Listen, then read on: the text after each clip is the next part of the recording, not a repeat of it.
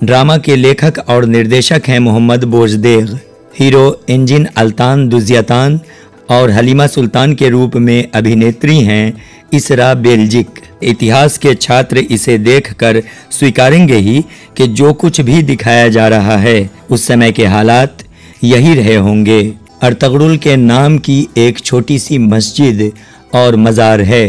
Sac amazing knowledge, research से हासिल सच। Hello everyone, welcome to my YouTube channel सैक अमेजिंग नॉलेज। कैरोलाइन फेंकिल के अनुसार जिस अनातोलिया में ये तुर्क कबायली पहुंचे थे वहां बहुत पहले से कई नस्ल के लोग आबाद थे।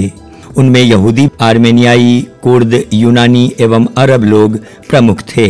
इस इलाके के पश्चिम में अतीत के मुकाबले अत्यंत कमज़ोर बाज़ंतीनी साम्राज्य था, जिसके अधिकार क्षेत्र में अनातोलिया से मुल्क शाम तक का क्षेत्र था। पूरब में सल्जूक थे जो स्वयं को रोमी सल्जूक कहते थे। 13वीं शताब्दी के मध्य में मंगोलों से हारने के बाद वे काफ़ी कमज़ोर हो चुके थे और टैक्स देने पर मजबूर थे। जहां उस्मानी साम्राज्य की आधारशिला रखी गई, उस इलाके के बारे में कैरोलाइन बताती हैं कि उस क्षेत्र में खाना बदोश, सेना में सम्मिलित होने के इच्छुक, आज़ादी प्राप्त कर लेने वाले गुलाम, दरवेश, राहब और कुछ लुटेरे किस्म के लोग भी रहते थे। उन लोगों के यहाँ वास करने के कारण इस क्षेत्र में उथल पुथल बनी रहती थी। क्षेत्र के लिए एक विशेष बात यह थी कि मुसलमान दरवेश गांव-गांव घूमकर लोगों को धर्म की शिक्षा देते थे। वे कभी एक जगह पर नहीं टिकते थे बल्कि हमेशा यात्रा पर ही रहते थे। स्टैनफोर्ड जे शॉ अपनी पुस्तक में लिखते हैं कि तुर्क जब अनातोलिया आए तो दरवेश बुजुर्ग भी उनके साथ ही आ गए। उनके आने पर सल्जूक साम्राज्य ने चैन की सांस ली। कारण ये था कि दरवेश लोग सामान्य लोगों में काफ़ी प्रसिद्ध थे, इसलिए सल्जूक उनके जाने पर खुशी महसूस करने लगे। जे शॉ आगे लिखते हैं कि तुर्क के अनातोलिया में आ जाने के बाद भी अधिकांश लोग अपने स्थान पर बने रहे।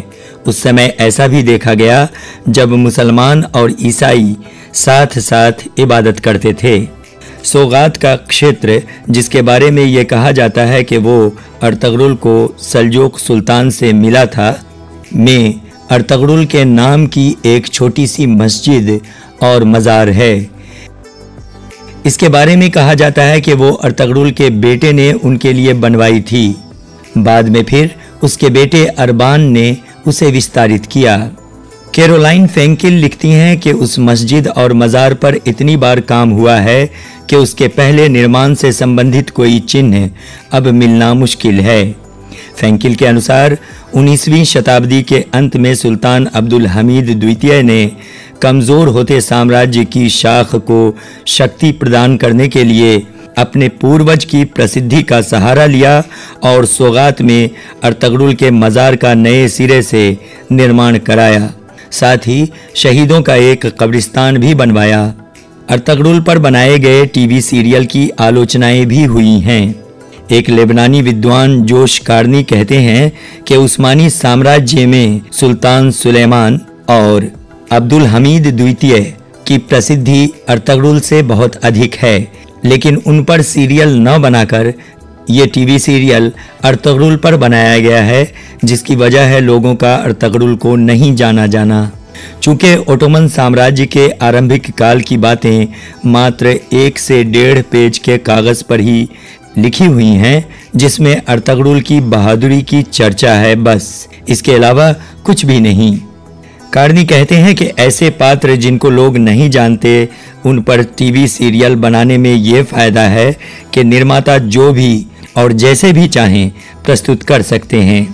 अर्तगरुल के बारे में सीरीज़ बनाना ऐसे ही था जैसे खाली स्लेट पर अपनी मर्जी के रंग भरना। अर्तगरुल ड्रामा दिसंबर 2014 ईस्वी में तुर्की के सरकारी टीवी चैनल ने टेलीकास्ट करना आरंभ किया, जो 2019 ईस्वी तक जारी रहा। ड्रामा के लेखक और निर्देशक हैं मोहम्मद बोजदेग। हीरो इंजिन अल्तान दुजियातान और हलीमा सुल्तान के रूप में अभिनेत्री हैं इसरा बेल्जिक। ड्रामा 5 सीजन पर आधारित है जो 2019 ईस्वी तक जारी था। 2 घंटों के किस्त पर आधारित ड्रामे की कुल 150 किस्तें हैं। 90 से अधिक भाषा में इसकी डबिंग हो चुकी है। उर्दू भाषा में इस ड्रामे की डबिंग पड़ोसी देश में हुई है।